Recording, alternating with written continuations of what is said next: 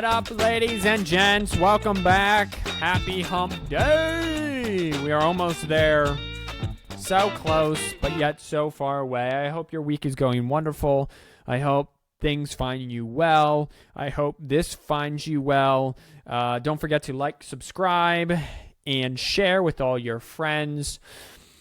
Go follow us on Instagram at 4th and 1 Podcast, or don't, but do share with your friends who like all their sports in 10 minutes or less. This is your 10-minute sports report with me, your host, Captain Boring, for Wednesday, June 14th, 2023.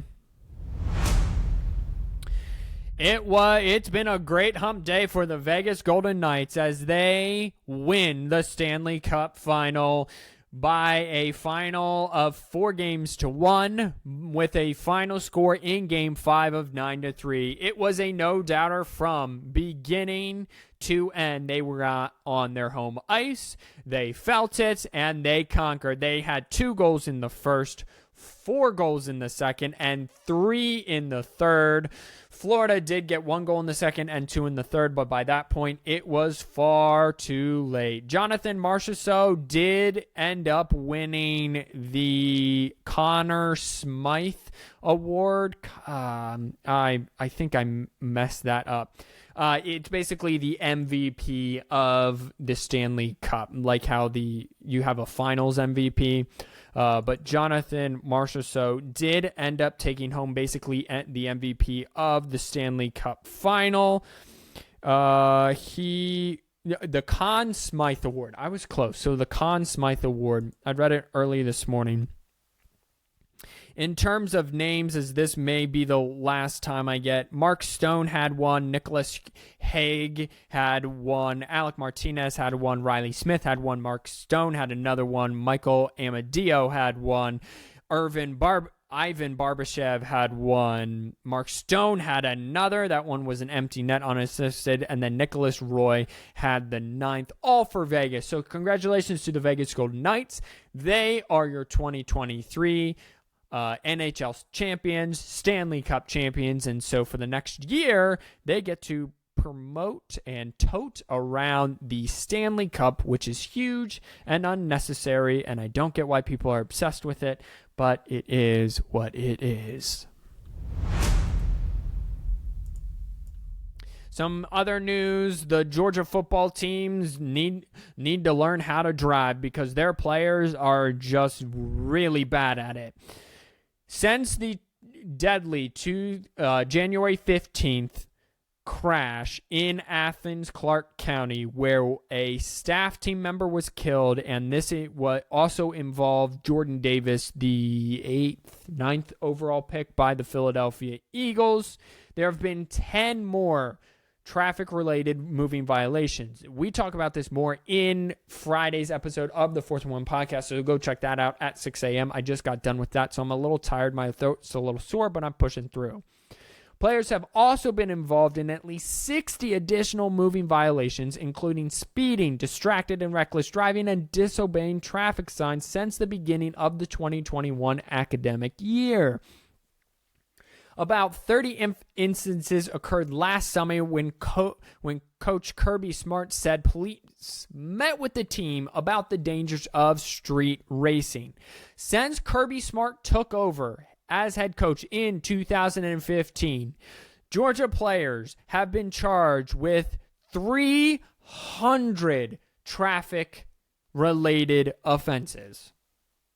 I did the math for the 4th and 1 Podcast. That's 30 and a half traffic violations a year. 37 and a half, traffic violations a year.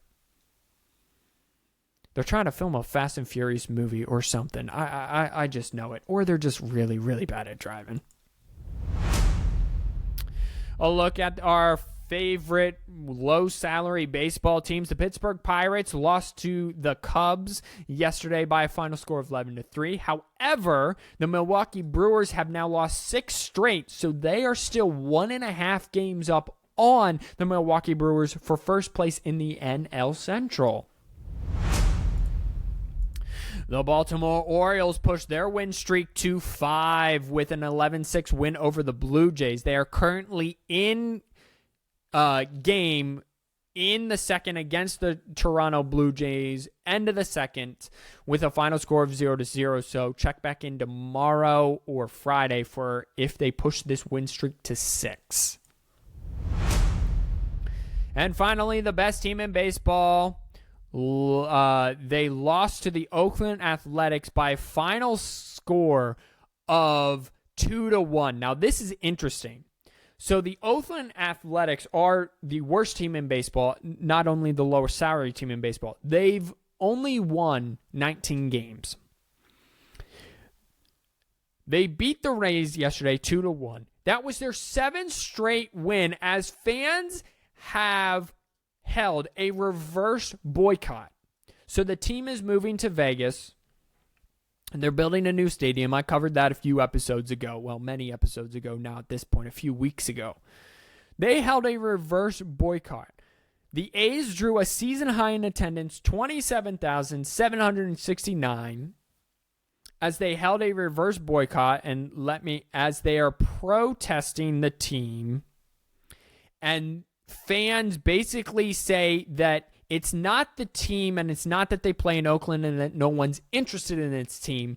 It's the fact that the owner, John Fisher, no one likes him. And if John Fisher were to sell the team and the team were to stay in Oakland, they would sell it out every game. So that's what they did. And it works because their team beat the best team in baseball, now have won 7 straight and 2 straight against the best team in baseball.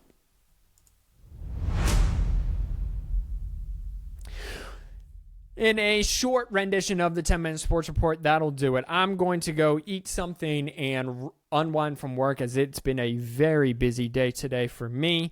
I hope that, again, this finds you well. Stick with it. Tomorrow's Thursday, the day before Friday, which is one of the best days of the week in my personal opinion. However, any day can be the best day of the week if you have your mindset right. So try to have that mindset tomorrow when you wake up. I know I'm going to try to. It's going to be very hard because my day is very busy tomorrow, but we're going to make the best of it and see what comes after it.